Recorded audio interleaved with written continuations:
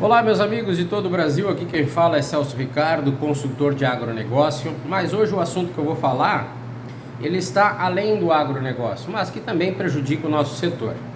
Antes mesmo de eu buscar pós-graduação, entendimento, conhecimento dentro do agronegócio, eu me graduei em administração de empresas.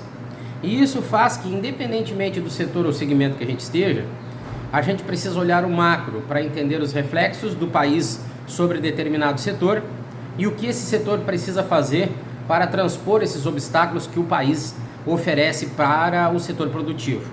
E eu fui buscar hoje, nos últimos dias, na realidade, um pouco mais de entendimento sobre a dívida pública no Brasil e fiquei completamente assustado, muito assustado com o que eu vi. E por que esses assuntos não são apresentados para o povo brasileiro de uma maneira clara, né? Situações como essa mostram a irresponsabilidade, a incompetência, a falta de gestão dos governos brasileiros. Seja de direita ou de esquerda, cada qual quer esconder as podridões que o seu governo vai deixar para o próximo. E aí a doença política, né? Porque o povo brasileiro hoje é dividido em dois, é uma doença política, ou é só Bolsonaro ou é só Lula, mas o país eles não estão nem um pouco preocupados. Isso acontece com o agronegócio também. O agronegócio vem numa decadência há muito tempo. Há muito tempo. Os problemas, e eu relato e já lancei desafios aqui para todas as pessoas que queiram, seja de direita ou de esquerda, justificar essa doença política, porque o meu presidente, enfim, o agronegócio vem numa decadência muito grande, só que o brasileiro, ele não trata os problemas, ele trata a sua doença política, o seu fanatismo, e isso faz com que o país vá de uma forma acelerada para o fundo do poço. Então o agronegócio brasileiro não vai bem há muitos anos, os problemas vêm perpetuando, e eu tenho vídeos que eu venho explicando isso há muito tempo, e o Brasil também está indo de mal a pior, economia ruim, desenvolvimento ruim, projeções ruins, e aí eu vim na dívida pública. A dívida pública federal no Brasil hoje está atualmente em 7,2 trilhões de reais, né, de acordo com dados lá de novembro de 2024. Essa dívida reflete o total de obrigações do governo federal, em vários aspectos. E é importante destacar que a dívida pública brasileira tem experimentado variações mensais devido a fatores. Que fatores são esses? Emissão de títulos públicos, resgates e vencimentos de títulos, ou seja, o primeiro é feito para financiamento do orçamento federal, ou seja, o nosso país gasta absurdamente. A reforma política teria que ter vindo muito antes da reforma tributária.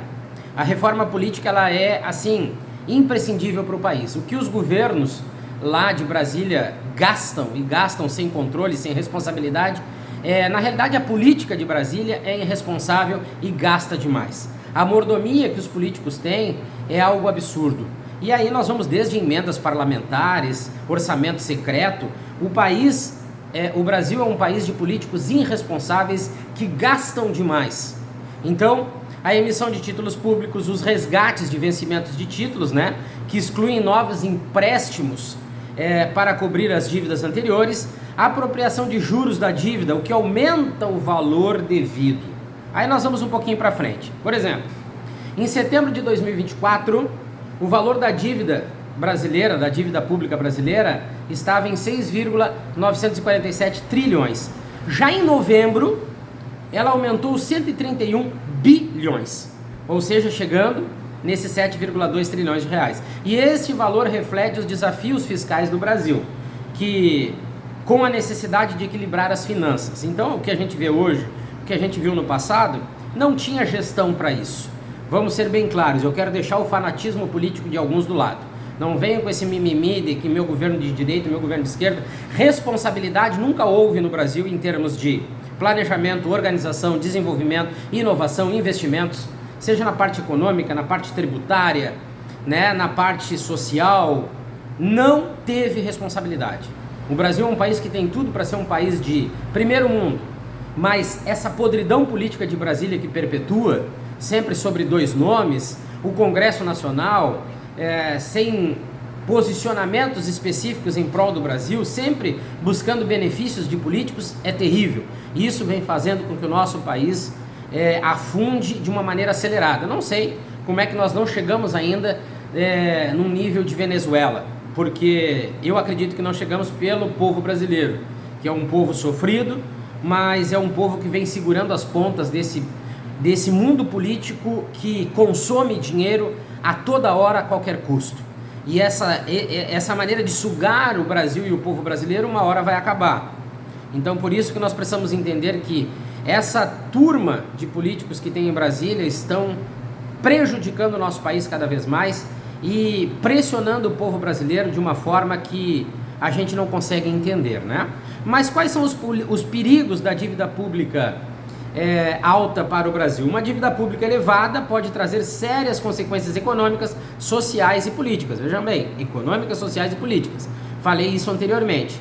Especialmente para um país que nem o Brasil, decadente, de baixíssimo desenvolvimento, de uma herança política triste e por uma realidade governamental que só nos envergonha. Volto a dizer, para mim não interessa ser de direita ou de esquerda. Se nós formos analisar as projeções de crescimento, desenvolvimento, inovação, né, elas são cada vez piores para qualquer um dos lados. Por isso que eu digo que a doença e o fanatismo para mim não importa. Vamos lá, os perigos. Aumento do custo com juros da dívida, taxas de juros mais altas, pressão sobre o orçamento, taxa de juros para atrair investidores.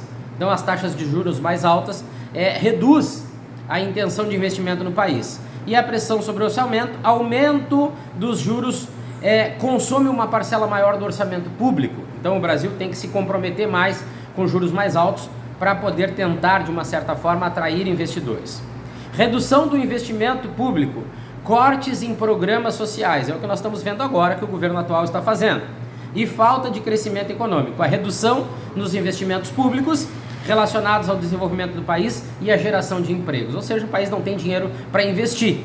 Então essa falta de investimento vai fazer com que também a projeção de crescimento econômico seja menor. Perda de credibilidade no mercado. E aí nós vamos para a desconfiança de investidores e a fuga do capital. O capital que estava sendo investido vai ser direcionado para outros lugares. O Brasil é um país falido em termos de políticas e projeções. A dívida pública brasileira está mostrando isso, que nós não temos gestão, não temos organização, não temos planejamento e nós não estamos apresentando para o mundo uma situação favorável ou que possa reverter esse cenário para nós atrairmos investidores. Risco de inflação e desvalorização cambial, isso nós estamos vendo, né? Os preços dos alimentos, por exemplo, subindo de uma forma descontrolada, os preços de uma maneira geral de todos os produtos subindo de uma maneira descontrolada e a flutuação cambial, ou seja, a desvalorização do real acontecendo de uma maneira constante. Dependência de financiamentos externos, o Brasil está implorando, tanto é que nós estamos fechando acordos com a China, tornando o Brasil cada vez mais colônia, porque nós precisamos de capital externo para o país poder começar a respirar novamente, porque nós estamos a ponto de óbito. A realidade é essa, né? Então nós estamos vulneráveis a fatores externos, o Brasil fica mais exposto a mudanças do cenário econômico global e o custo elevado da dívida externa dá oscilações no dólar, e é o que nós estamos vendo, dólar supervalorizado e o real cada vez mais desvalorizado. Risco de crise fiscal, possibilidade de calotes, ou seja, em casos extremos, o governo pode não conseguir pagar suas obrigações. E renegociação da dívida. A necessidade de reestruturar a dívida prejudica a contrapartida do país no mercado internacional. Impactos políticos e sociais. Medidas de austeridade. Para controlar a dívida, o governo pode aumentar impostos. Bom, é o que está acontecendo, né? A tal da simplificação, essa reforma tributária foi ridícula. A simplificação não foi sinal de redução, não foi sinal de fôlego para o investidor retomar a produção, criar empregos e rendas e a economia melhorar. A simplificação dessa reforma tributária enganosa fez com que nós tenhamos, ou que vamos chegar na maior carga tributária do país. Instabilidade política, uma crise econômica causada por uma dívida alta frequentemente resulta em esforços políticos e dificulta a governabilidade. A governabilidade nunca existiu. Governos entram para tentar atender às suas próprias necessidades. São enganosos, são mentirosos. Um do lado diz que vai cuidar dos pobres, o outro fala em Deus, pátria e família. mas o país sempre teve numa crise muito grande para o desenvolvimento. Cada um que entra, cada um que sai, satisfaz o ego de uma parte da população. Então, somente isso. Doença política e fanatismo.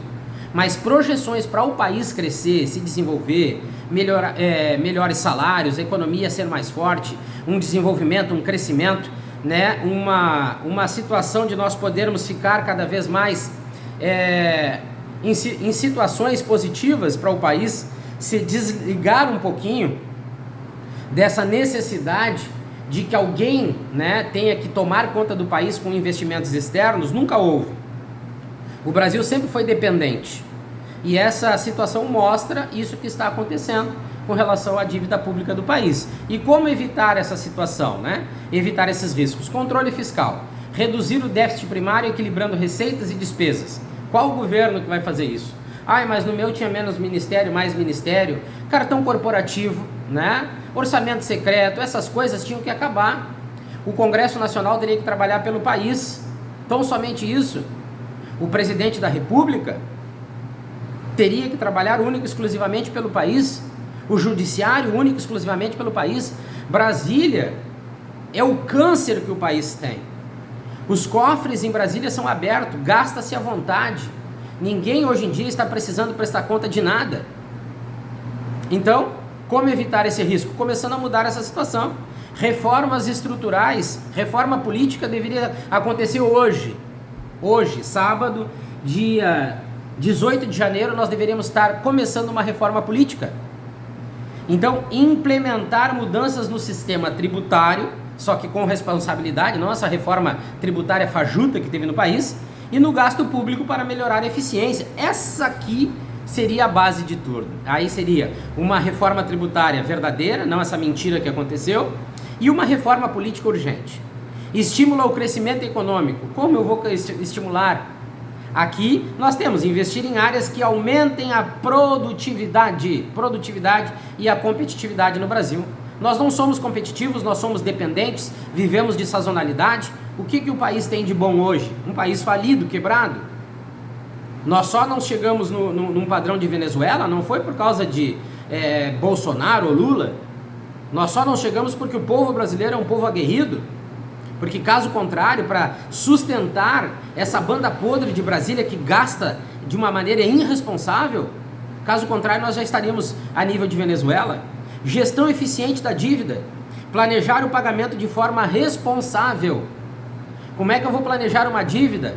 Reorganizando a casa, gastos, despesas e investindo para que o Brasil possa produzir mais, arrecadar de uma maneira responsável. Não é aumentar impostos, que nem essa reforma tributária fez. Essa reforma tributária mentirosa, enganosa, vai aumentar a tributação.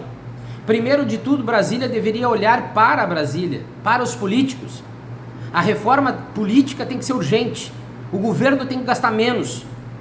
E é fácil disso acontecer. Mas governos hoje só pensam em gastos, no benefício próprio e não no país. Então são inúmeras as situações que precisariam acontecer e que esse resumo que eu trouxe para vocês mostra bem o nível que o Brasil está e os perigos que nós estamos correndo. Por isso que o investimento é menor, por isso que o desenvolvimento é menor, por isso que a economia está cada vez mais fragilizada, os preços estão subindo, inflação, desvalorização do real, enfim, são inúmeros os problemas que nós estamos vivendo por causa de uma dívida pública federal absurda e que tende a aumentar. Porque o governo atual é irresponsável, o governo anterior foi irresponsável com a dívida pública. Nós não vimos em nenhum momento uma situação melhor para o povo brasileiro poder investir mais, investir melhor, com segurança, porque cada governo que entra é uma briga única e exclusiva para o bem próprio do governo que está à frente do país. Congresso Nacional até hoje, e eu acompanhei várias situações dentro do Congresso Nacional, através da televisão, e eu vejo que cada pronunciamento é uma vergonha.